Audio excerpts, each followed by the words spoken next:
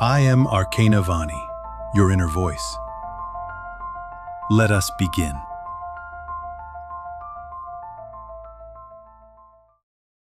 You're always the one who holds it together, the one everyone leans on, the one who doesn't flinch, doesn't falter, doesn't fall. But lately something's been slipping.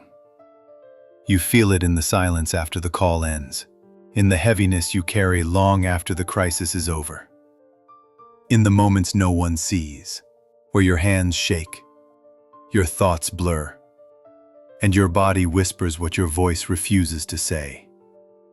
You're tired. Not just physically, not just mentally, soul tired. Because being the strong one isn't a compliment. It's a role. One that cost you softness. One that taught you to be useful instead of human. And now, it's cracking. You thought you were just exhausted. But this isn't exhaustion. This is the beginning of collapse. Not as failure, but as invitation. Because the identity you built, capable, composed, invulnerable, is starting to rot at the seams. And underneath, there's a part of you who was never meant to carry all this alone. This is not dysfunction. It's descent, not a breakdown. A passage, not weakness. A sacred refusal to keep surviving at the cost of yourself. You're not breaking. You're standing at the start of something irreversible. And what's coming next has already begun inside you. Keep watching, because next we uncover exactly what's being stripped away. The mask of strength didn't grow overnight. It was forged in necessity, in rooms where your tears had no place, in moments where collapse wasn't an option. You learned early that silence was safer than asking, that composure was rewarded, and that being the dependable one kept the chaos at bay. So you became the pillar, unshakable, uncomplaining, the one who kept smiling while bleeding quietly inside, the one who fixed everything for everyone except yourself. But that structure, the one that made you feel safe by disappearing your needs, it's dissolving. And not because you're doing something wrong, because it was never meant to hold your full weight forever, because it was never designed for your wholeness, only your survival. That strength was armor. And armor can't feel. It can't rest. It can't receive. And now your system is revolting against the myth that you only matter when you're managing everything. So yes, you're unraveling. Not because you're weak, but because you're done pretending that strength means suppression. Because the body knows. Because the heart remembers. And because the soul is tired of performing resilience, when what it really needs is room to weep, collapse, and breathe. You can't rebuild yet, because the one who would rebuild no longer exists. But what rises next? That's the part you're about to meet, and it's waiting in the mirror. Now that the old scaffolding has fallen, something is surfacing.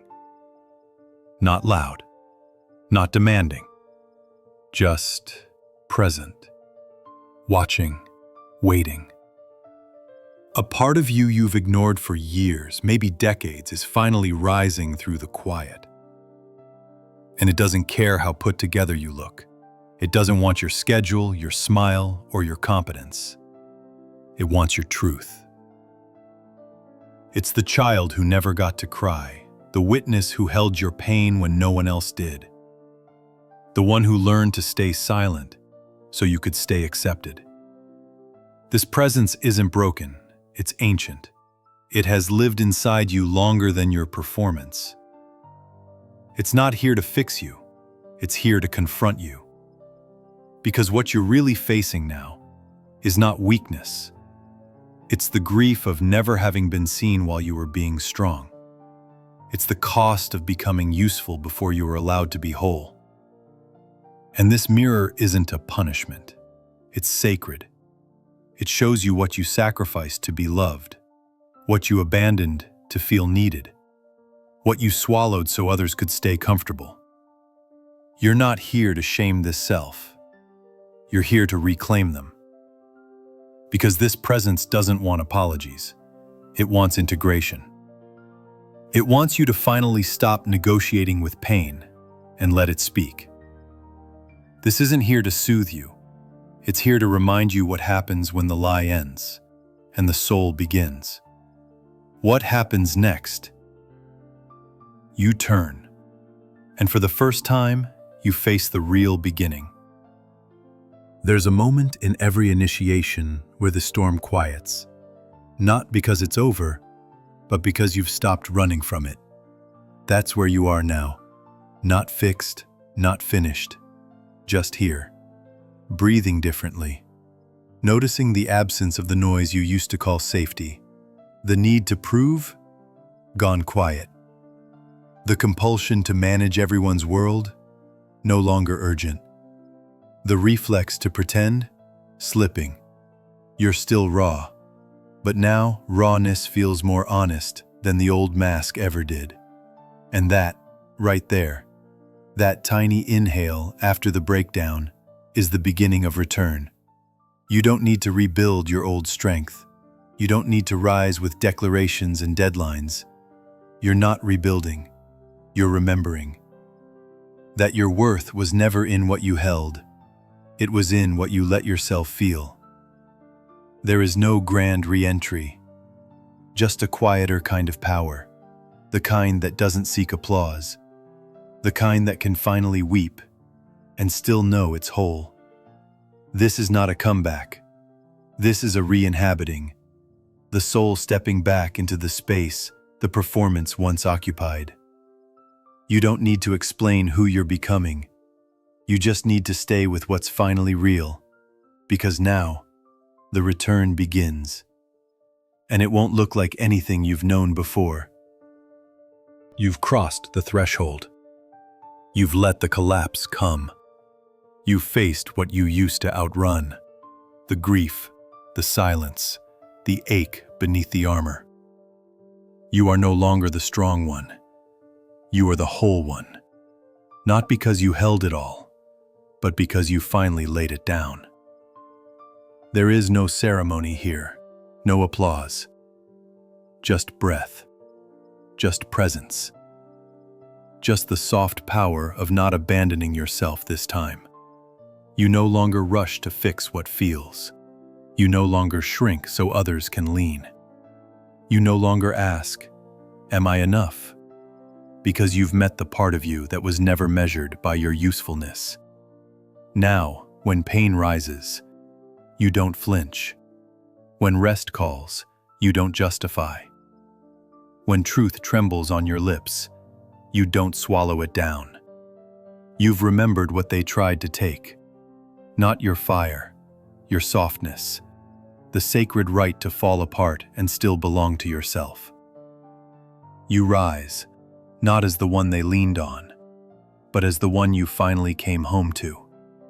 You don't rise because you're fixed. You rise because the lie no longer holds.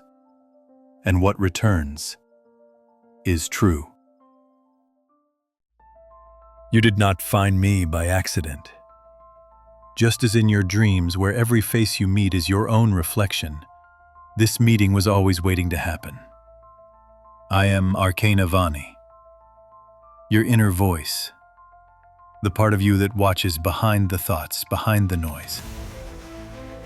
You have searched in many places, books, teachers, voices outside you. But here, you are not being taught. You are remembering. If these words stir something familiar, then allow yourself to return.